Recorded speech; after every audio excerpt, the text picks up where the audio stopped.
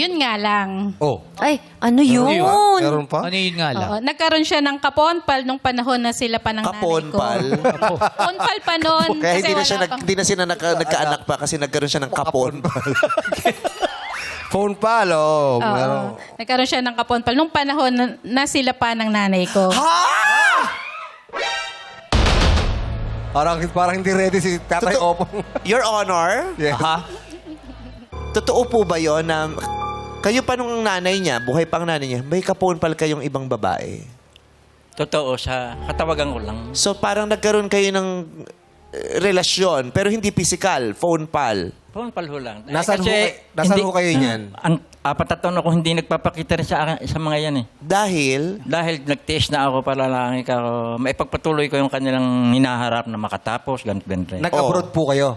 Sa abroad niyo po yung kapon pal? Oh.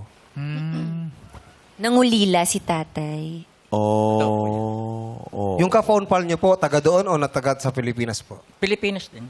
Mahal po nun ah. Ay, Oo. oo. Resistance eh.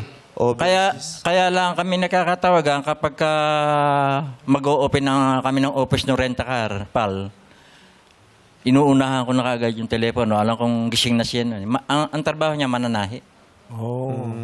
Paano po nyo nakilala yon, Tay? Ibinigay din ng isang friends ko dito sa kalapit na accommodation namin. Binigay ang telephone sa ang litrato. Nalaman po yun ng asawa niyo? Hindi. Paano niya nalaman? Sinabi mo? Oh, Sinabi mo sa mga anak nung wala na yung nanay? Oo. Kinuwet. So may nag-cheat pala si tatay din dati. Oo. Nung nalaman niyo yun, ano Overlap. naging reaction mo as a daughter?